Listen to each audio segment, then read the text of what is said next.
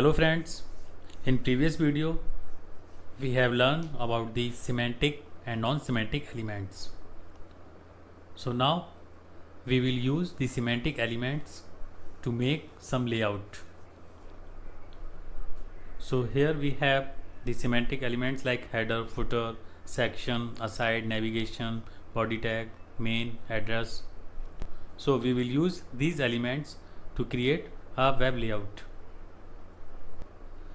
So here we have a simple layout which we will create into the code.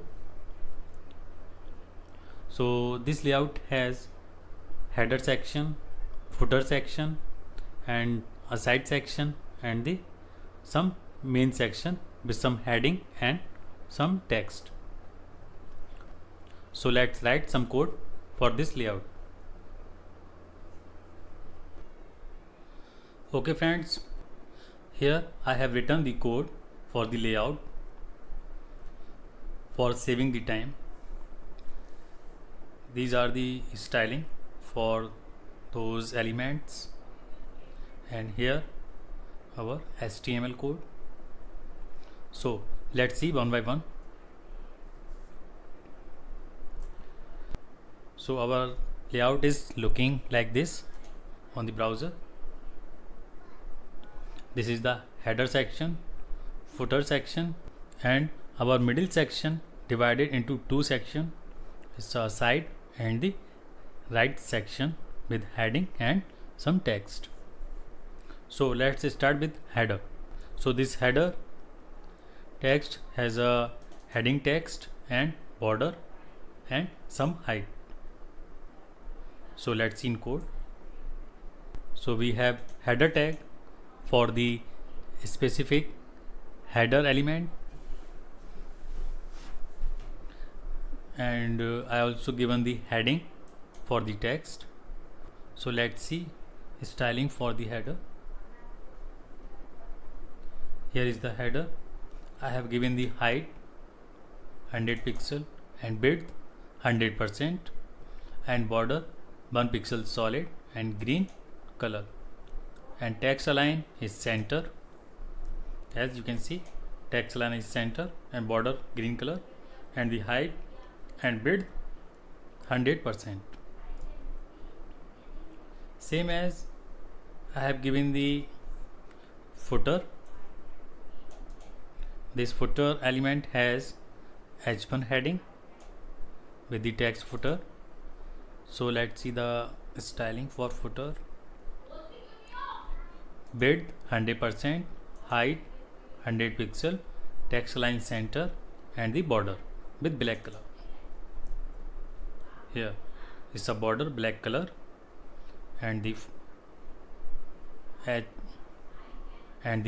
100 pixel and width 100% and the text inside the h1 heading.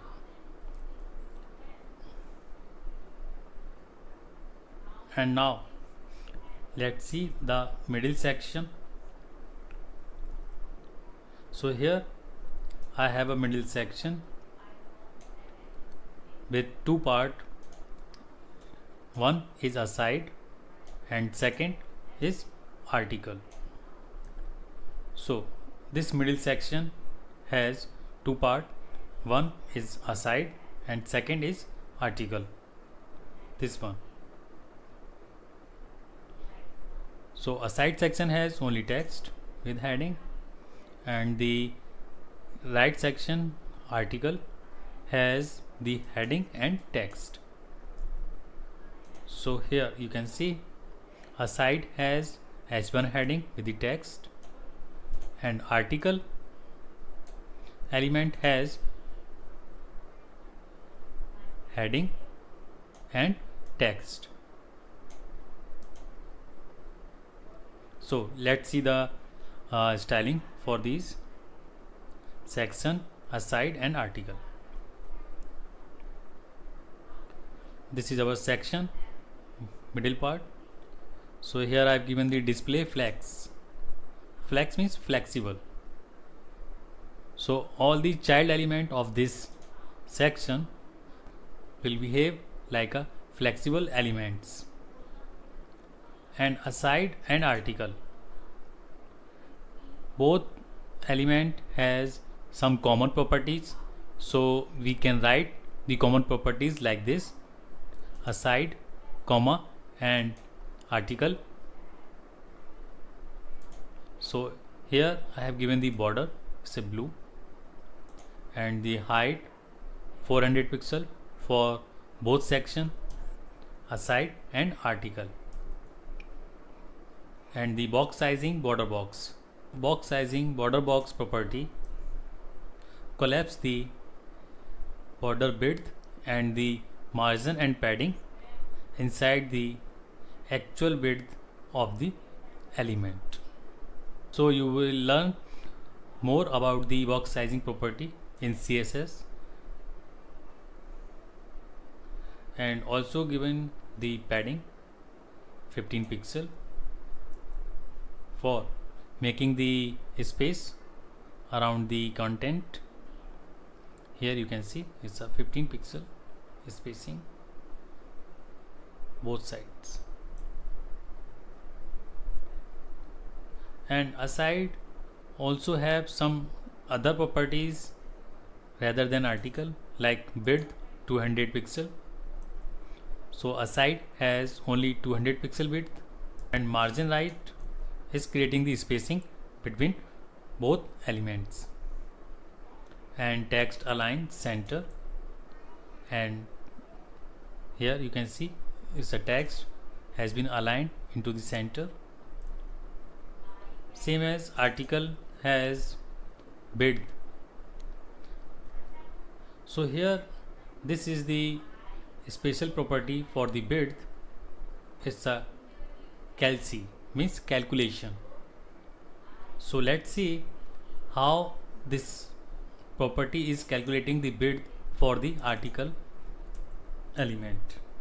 So here you can see it's the total width is 100% for the middle section from here to here, and I have given 200 pixel of a side section. So when I will deduct this 200 pixel width from the 100%, then rest of the width I will assign to this article section. This is simple calculation. Let's see, total width is 100%. I have deducted 200 pixel of the side section, so rest of the width will be assigned to article. So like this we have achieved the same look and feel as we have seen into the image.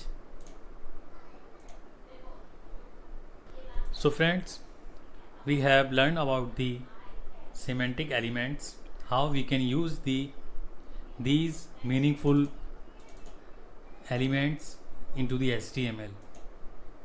Same as we can use the non-semantic elements for some anonymous content. So friends, you can do the practice by using these semantic elements and keep some styling for them. So you can create the different layout for the websites. So see you in next video.